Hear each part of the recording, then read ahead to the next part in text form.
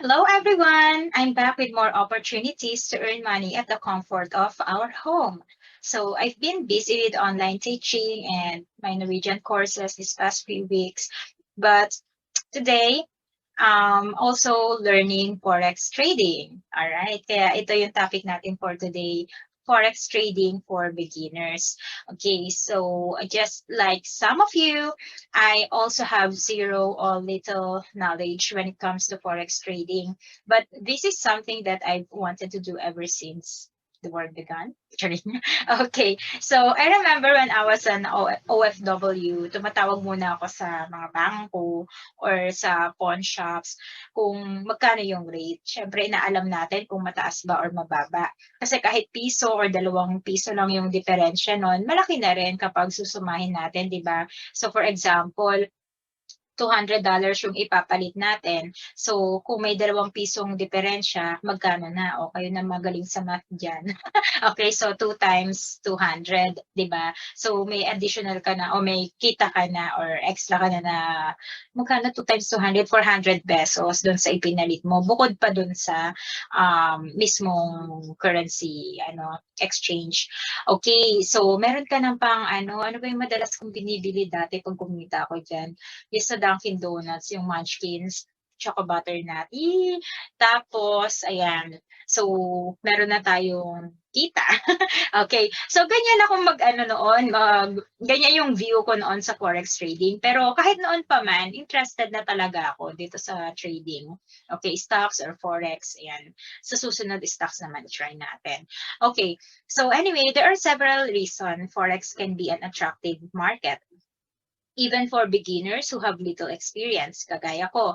The Forex market is accessible, requiring only a small deposit of funds for traders to get involved. Okay, also the market is open for 24 hours a day, 5 days a week. Okay, so 5 days. Kasi usually pagka weekends, wala talaga or close sila for a short period of time. Okay, on weekends. Or actually, close sila ng weekends. Okay, kaya ito, i-summarize natin yung Forex trading for beginners para maging mas madali kasi para pang beginners talaga to. Okay, so number 1, learn the basics. So ano ba yung basics dito? Yung mga currency pairs. Okay, so try natin. Itatype ko yung mga basics natin dito. Okay. So, gamit na tayo ng ano ba? Sige.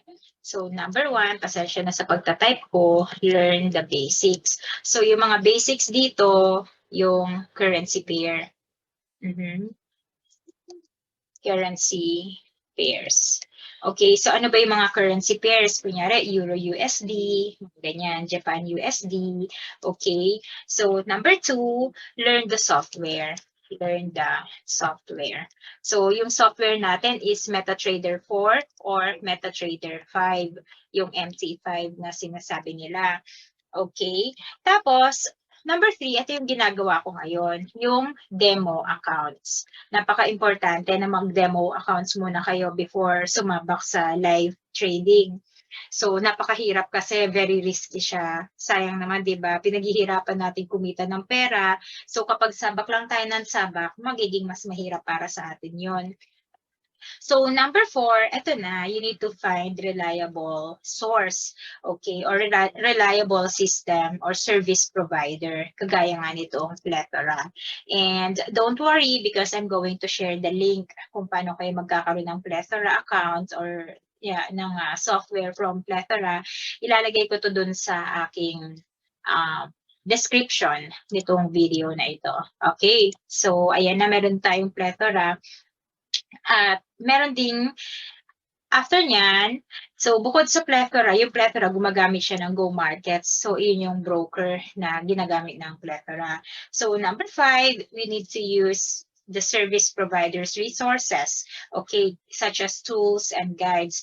So dito sa Plethora, merong free ebooks, okay, videos, training videos, and meron din tayong webinars, and so may webinars tayo and trainings. Okay, so itong training, since wala ngang trading pag weekends, So yung training natin is every Saturday and free po yan. Kasama po yan sa babayaran kapag nag-purchase kayo nitong software ng Plethora. Okay, number 6, so we need to try the tech support services of the provider. Okay, so meron tech support itong si provider at in fact, sila yung mag-i-install nitong software dun sa inyong computer. And sa computer naman or sa desktop or laptop na gagamitin, ang pwede lang po ay Windows 10. Hindi po ito pwede sa Mac or sa mga iOS, mga ganyan. Chrome, Windows 10 lang po talaga yung pwede. Alright, so number 7, last but not the least, we need to learn the strategies. At yung strategies na yun yung matututunan natin during the training. Okay, so learn the strategies kung paano itong sa Forex Trading. Okay, ang kagandahan nito, dito sa Plethora kasi, hindi lang basta manual trading. So, kung may tinatawag nga sila dito na terminology, di ba? So, meron kasi silang, merong Autobot, okay, merong, ayan, or yung robot, ito yung kumikilos para kumita kayo, lalo na kung wala kayong time para para mag-trade. Okay, so si robot na yung bahala na palaguin yung income niyo. Kaya it's very important talaga na maka-attend ng mga webinars. Okay.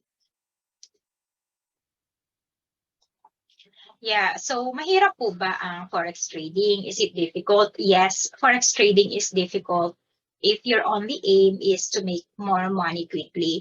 So kasi kung titingnan nyo lang itong screen, di ba? Kagaya na sinabi ko kanina, it's so complicated talaga itong Forex trading. It's not so easy. Nakaka-overwhelm lalo na sa currency pairs pa lang, pati yung mga terminologies dito. Ayan, so overwhelming talaga siya. Napakahirap. Pero as with any profession, Forex trading is no different either. Kaya may mga risk na involved talaga, lalo na kung basta ka nga lang sasabak, doon siya nagiging mahirap. Kaya kanina, yung step 3 na sinabi natin, importante na matry mo muna yung demo trading. Okay, and kapag confident ka na, ayan, so it takes time, di ba, before ka maging confident na ganyan kasi may money involved. Tsaka ka magla-live trading. Okay. So it will take time, and in many cases, it will take years before you can perfect the art of Forex trading. Ito kapag gusto mo talaga maging professional na trader, na Forex trader. Pero, good thing, itong si Plethora, ginagawa niyang easy ang lahat para sa atin. Ayan, let's take a look of this video. Ayan. So, ito yung sinasabi ko kanina. Meron tayong alert dito sa Plethora. Ito yung mga advantages na meron tayo kapag nag-purchase tayo nitong software na ito or system nitong Plethora. So, ayan. Merong alert kung kailan ka magbabay. And kung titingnan lang natin, napakahirap, di ba? Mukha siya talagang mahirap. Kasi ganyan lang yung makikita natin kapag sa normal na trading lang. Either candlesticks or graph lang, mga ganyan. Pero dahil meron nga tayong Plethora, ayan, magkakaroon na tayo. Ayan, yung Pletron Hybrid Trader. Ayan. So, pwede mo ma-check yung win and lose rate. Okay. Tapos, dun sa alert na na-receive natin kanina, doon ka mag-check kung magbabay ka ba or magsasell ka. Ayan. So far today, naka $40 ako doon sa aking demo account and I've done this for only half an hour. Ayan, kung makikita nyo, ayan, 30 H1, ayan siya, yung mga, kung 30 minutes ba siya, kung gusto mong 1 hour, yung magiging trading. Ayan, so ito siya, Pletron Hybrid Trader, yung ginamit ko kanina. Tapos makikita nyo rin dyan na kinombine ko, 'di ba? Kasi dito sa demo account, importante rin na matutunan mo kung paano gumamit ng robot or yung Autobot nila. So, dun sa system na pinurchase ko, I purchased the advanced package. So, meron ako nung hybrid, ng Holy Grail, pati nitong complete indicator, tsaka itong currency climber. So, marami. Ikaw ang mamimili kung ano yung gusto mo doon. So, ayan. Meron tayo niyan. So, nakikita natin, di ba? Nagkukusa siyang kumilos or mag-work si robot. And si robot, napakasipag niya. Kasi kapag manual trading ka, syempre, kailangan mag-concentrate ka talaga. At imo-monitor mo talaga yung galaw ng itong graph. Pati itong profit. So, ayan, pag nakita mong minus siya parati, ano mo na, either alisin mo na, pero kapag kumita ka na, i-take profit mo na siya. Ayan, ganyan siya kadali. So, ito yun sa robot na sinasabi ko kanina, currency climber. Magkukusa siyang mag-work. Ayan. So, yan, nagkakaroon na tayo ng profit. So, madadagdagan siya dun sa ating demo account. Ayan. So, demo account pa lang din ako kasi pinag-aaralan ko pa lang siya. Ayan. And gagawa pa ako ng iba pang videos tungkol naman dun sa ebook, pati sa mga trainings na provided nitong Plethora system. Ayan. Kaya, with the use of Plethora services or Plethora system, nagiging mas madali para sa atin, di ba? Na kahit beginner ka pa lang or zero knowledge talaga sa trading, magiging posible para sa iyo at magiging mas madali na makapag-trade na magawa itong forex trading. It's like a dream come true. Char. Okay. So, don't forget na kung meron kayong mga questions or just write it down dun sa comments. And ilalagay ko rin sa description itong video yung aking referral link para sa Plethora system. So just click on the link and then makikita nyo doon, nandun yung email address ko on top of the form. So don't delete that one kasi it's important. It's important para dun sa referral link. Okay, let's help each other. Thank you and God bless everyone.